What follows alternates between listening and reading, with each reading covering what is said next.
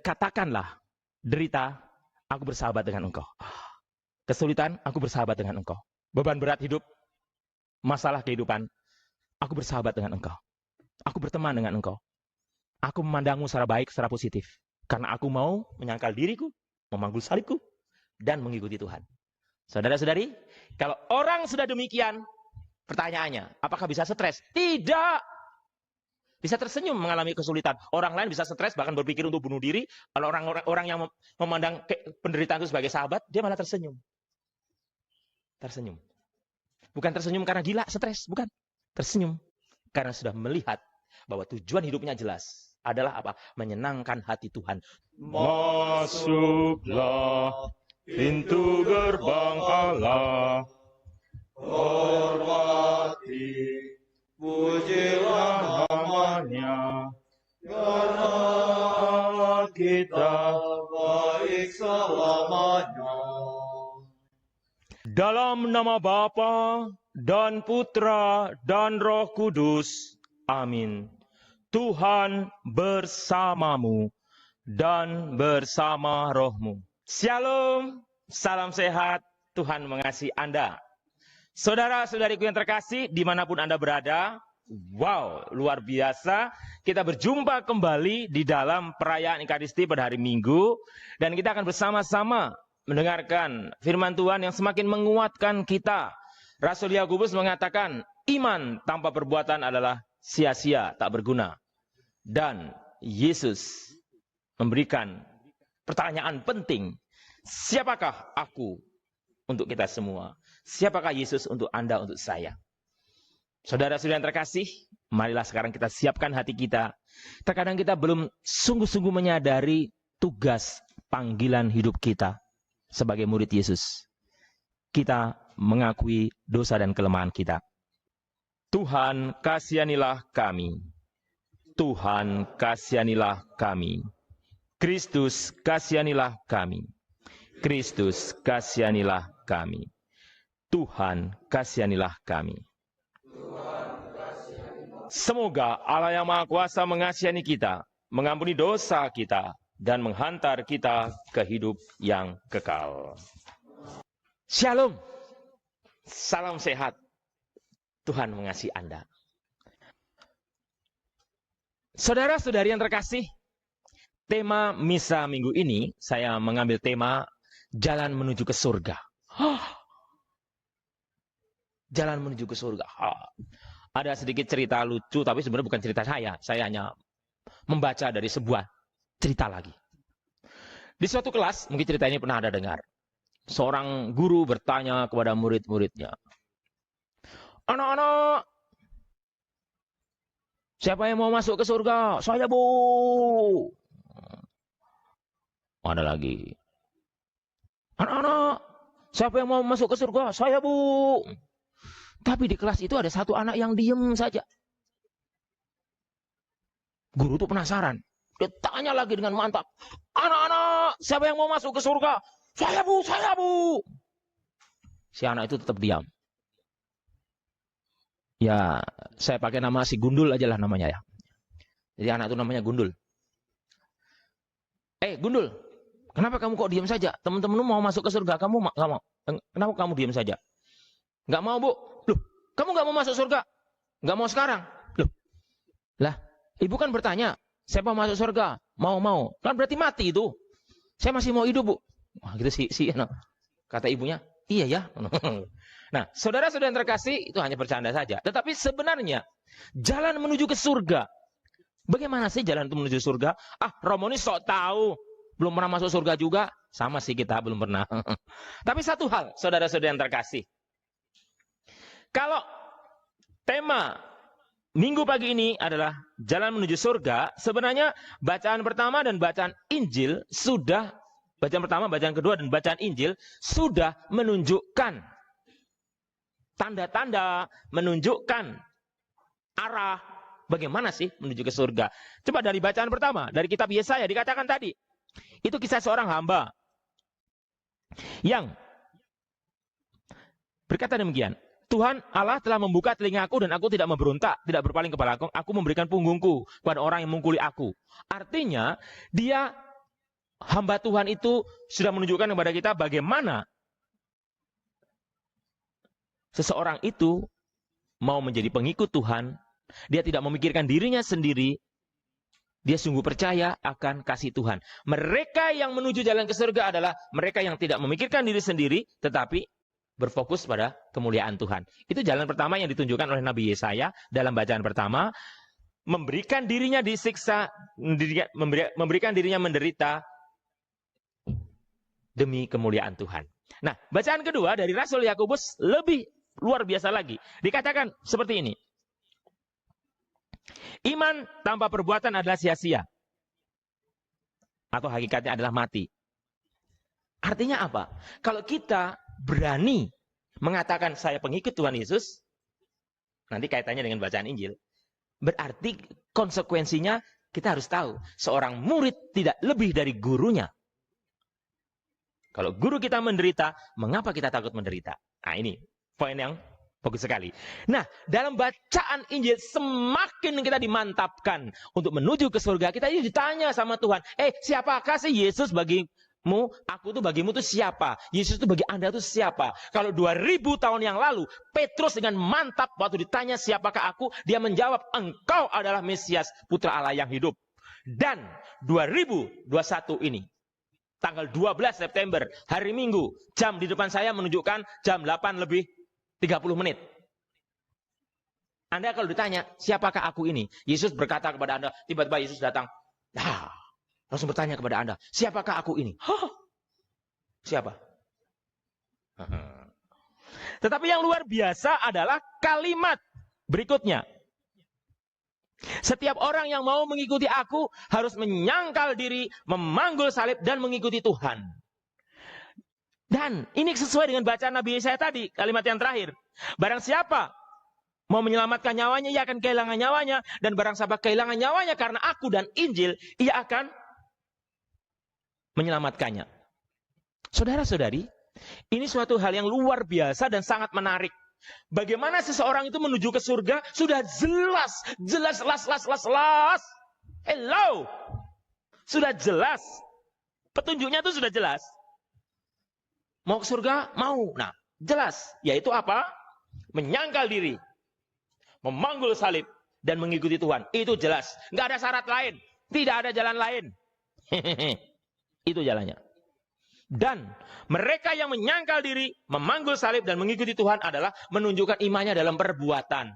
Rasul Yakobus tadi mengatakan, iman tanpa perbuatan adalah sia-sia. Iman tanpa perbuatan adalah mati. Nah, diajarkan bahwa kita menunjukkan iman kita. Wow. Surat Rasul Paulus kepada umat di Filipi bab 1 ayat 12 mengatakan, engkau dipanggil bukan hanya untuk percaya, tapi menderita bagi dia. Engkau dipanggil bukan hanya untuk percaya, tapi menderita untuk dia. Nah, sekarang marilah kita berbicara tentang diri kita. Kita berbicara mengenai diri kita. Apakah kita berani untuk menderita? Faktanya banyak orang takut untuk menderita. Betul atau betul? Takut untuk menderita. Penderitaan itu begitu menakutkan. Kemiskinan itu begitu menakutkan. Sakit itu begitu menakutkan. Kesulitan itu begitu menakutkan. Saudara-saudari, bisakah pada saat kita mengalami kesulitan? Bisakah pada saat kita mengalami penderitaan? Bisakah kita mengalami masa-masa yang berat dalam hidup ini? Kita bisa melihat semua peristiwa itu sebagai suatu karya Tuhan yang luar biasa untuk membentuk diri kita agar kita layak dan pantas masuk kerajaan surga.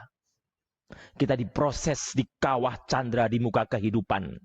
Kesulitan bukan justru menghancurkan kita. Penderitaan bukan justru membuat kita menjadi luluh lantak. Tetapi justru menjadi semakin kuat. Saudara-saudara yang terkasih, ini luar biasa. Ini yang selalu membuat saya sebagai seorang imam itu diteguhkan. Bahwa untuk menjadi seorang imam, menjadi seorang romo, berarti bukan berarti saya lepas dari penderitaan. Justru pada saat saya mengalami kesulitan, mengalami penderitaan, justru pada saat itu muncullah kesadaran bahwa saya ini diproses. Inilah refleksi iman. Kalau saya mengalami kesulitan, saya mengalami dijolimi, mengalami penderitaan, mengalami masa-masa berat sebagai seorang imam, itu masa pemrosesan, pemurnian.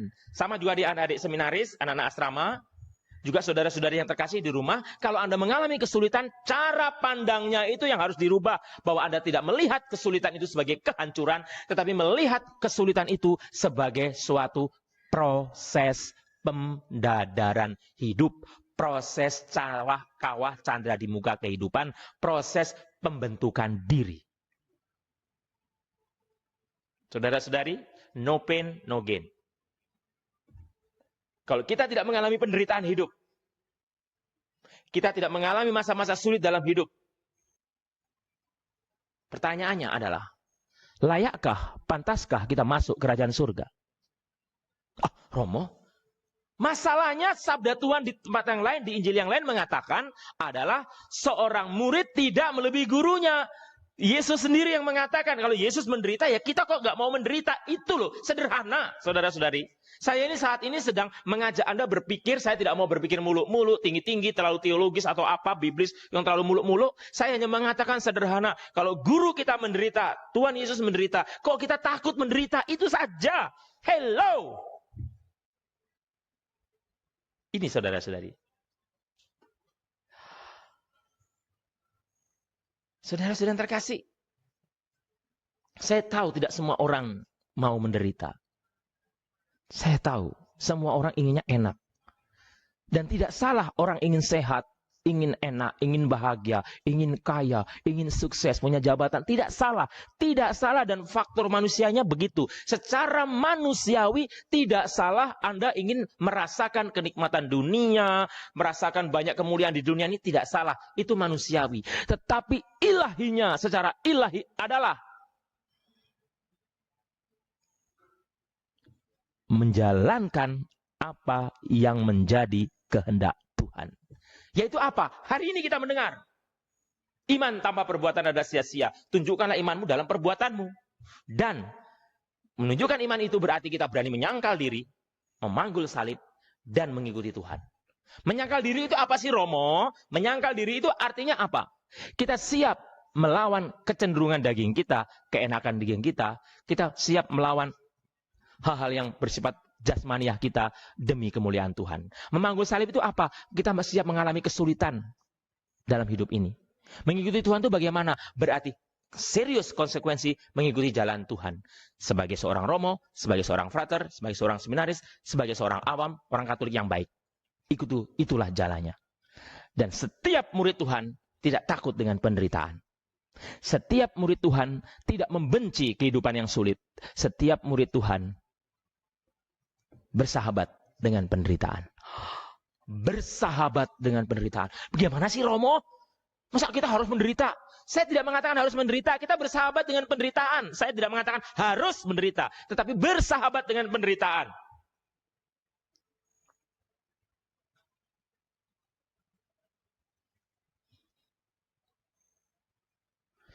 Makanya saya suka lagu itu kan.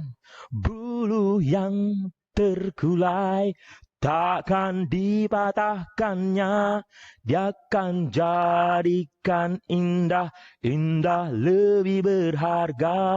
Sumbu yang kan pudar, takkan dipadamkannya, dia akan jadikan terang demi kemuliaannya. Bulu tuh bulu yang mau terkulai tidak akan dipatahkan oleh Tuhan, tapi dijaga. Dan justru pada saat mengalami patah, sumbu yang mau padam, di saat itulah Tuhan mengangkat. Pada saat kita menderita, kita berani berpasrah kepada Tuhan. Pada saat kita mengalami kesulitan, kita benar-benar berpasrah kepada Tuhan. Pada saat itulah Tuhan itu dimuliakan.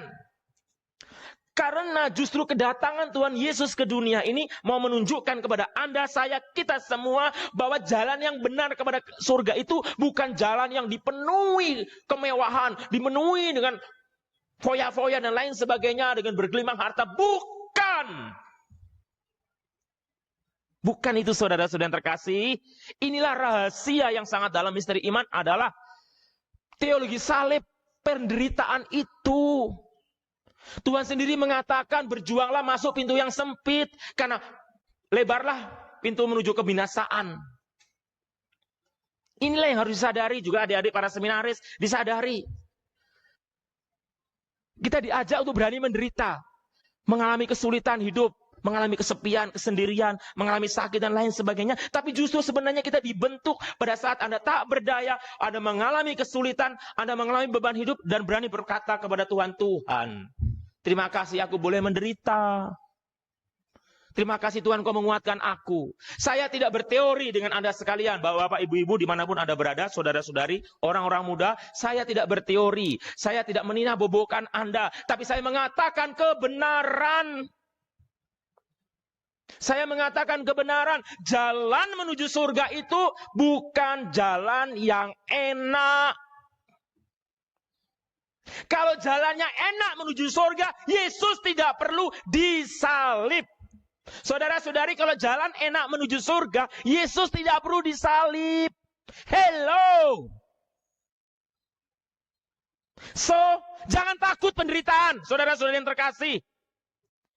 Salib bukan tanda penghinaan, salib bukan penghancuran, tetapi salib adalah kebanggaan kita. Yesus sendiri mengatakan, barang siapa mau jadi pengikutku, menyangkal diri, memanggul salib, dan mengikuti aku. Ini fakta. Ini fakta. Makanya saya suka sekali kan lagu yang kalau masa Paskah itu. Setelah dirimu diselamatkan, jadilah saksi Kristus. Setia hatimu jadi terang, jadilah saksi Kristus. Tujuan hidupmu jadi nyata, jadilah saksi Kristus. Atau lagu yang lain. Saya suka sekali lagu-lagu anak muda itu. Biar digoyang-goyang, digoncang-goncang, ditendang-tendang, tetap bersama memuji kemuliaan Tuhan. Kita mengalami kesulitan, tetap aku percaya pada Tuhan. Inilah apa yang dikatakan Rasul Yakobus tadi. Iman tanpa perbuatan adalah sia-sia. Dan kita menunjukkan iman kita dalam perbuatan kita. Inilah yang dikatakan Yesaya. Hamba Tuhan yang mengatakan, aku memberikan punggungku untuk dipukul. Saudara-saudara yang terkasih, siapakah Yesus untuk Anda? Apakah Yesus itu menjadi sumber inspirasi kita? Kita berani menghadapi penderitaan? Apakah Yesus itu benar-benar menguatkan kita? Hati-hati saudara-saudara yang terkasih dengan tipuan dunia. Hati-hati. Tipuan dunia itu luar biasa. Apalagi sekarang setan pun bisa masuk lewat, mohon maaf, lewat internet, lewat apa saja. Bisa masuk. Bisa. Bisa masuk lewat game. The Rising Kingdom. Masuk apa lagi? Lewat apa lagi? Lewat lagu-lagu. Lewat apa saja. Bisa masuk dan merasuki diri kita. Kemudian membuat kita menjadi skeptis terhadap dunia ini. Menjadi apatis. Atau kita sangat menekankan intelektual kita. Sehingga, saudara-saudara yang terkasih, kita kemudian melupakan apa yang menjadi tujuan hidup kita. Untuk menutup renungan ini, saya hanya mengatakan, jangan takut dengan penderitaan. Amin. Bersahabatlah dengan penderitaan. Sesulit apapun penderitaan yang Anda alami, bersahabatlah. Dan katakanlah, derita, aku bersahabat dengan engkau. Kesulitan, aku bersahabat dengan engkau. Beban berat hidup, masalah kehidupan, aku bersahabat dengan engkau. Aku berteman dengan engkau. Aku memandangmu secara baik, secara positif. Karena aku mau menyangkal diriku, memanggul salibku, dan mengikuti Tuhan. Saudara-saudari, kalau orang sudah demikian, pertanyaannya, apakah bisa stres? Tidak. Bisa tersenyum mengalami kesulitan. Orang lain bisa stres, bahkan berpikir untuk bunuh diri. Kalau orang yang memandang penderitaan itu sebagai sahabat, dia malah tersenyum. Tersenyum. Bukan tersenyum karena gila, stres. Bukan. Tersenyum karena sudah melihat bahwa tujuan hidupnya jelas. Adalah apa? Menyenangkan hati Tuhan. Tujuannya adalah menyenangkan hati Tuhan. Kalau aku menderita, aku mengalami kesulitan, aku mengalami beban hidup, Aku mau menyenangkan hati Tuhan. Karena Tuhanku Yesus menderita, aku pun harus menderita. Jadi kalau aku menderita, aku tahu tujuan hidupku yaitu menyenangkan hati Tuhan. Amin. Tujuan hidupku adalah menyenangkan hati Tuhan. Tuhan yang menderita, aku pun mau menderita. Engkau tahu, ya Tuhan, tujuan hidupku hanyalah untuk menyenangkan hatimu. Saat Anda terpuruk, sakit, Anda punya beban berat, Anda terbaring karena COVID atau penyakit apa saja, sambil bercucuran air mata, tapi bibir Anda tersenyum, dan katakanlah, Engkau tahu, ya Tuhan, tujuan hidupku hanyalah untuk menyenangkan hatimu. Kemuliaan kepada Bapa dan Putra dan Roh Kudus, seperti pada permulaan, sekarang, selalu, dan sepanjang segala abad. Amin. Shalom, salam sehat. Saudara-saudara yang terkasih, selamat hari Minggu, selamat bersemangat, tetap menjaga kesehatan, dan kami dari Seminari Raja Damai atau Rex Pacis Palangkaraya mengucapkan terima kasih atas kesetiaan kebersamaan Anda bersama kami di dalam perayaan Ekaristi. Kita berjumpa kembali hari Jumat depan, tetap bersemangat di dalam Tuhan. Sekali lagi, terima kasih atas perhatian Anda, bantuan Anda, support, dukungan, atensi, dan doa-doa Anda bagi kami, terutama bagi para seminaris Raja Damai Palangkaraya. Tuhan memberkati Anda sekeluarga. Mari kita mohon berkat Tuhan. Tuhan bersamamu dan bersama rohmu. Semoga kita sekalian, niat baik kita untuk setia kepada Tuhan dan berani menyangkal diri memangku salib kehidupan kita, dan mengikuti Tuhan, diberkati oleh Allah Bapa yang Maha Kuasa, Bapa, Putra, dan Roh Kudus. Amin. Saudara-saudara yang terkasih, misa hari Minggu sudah selesai. Pergilah, kita diutus.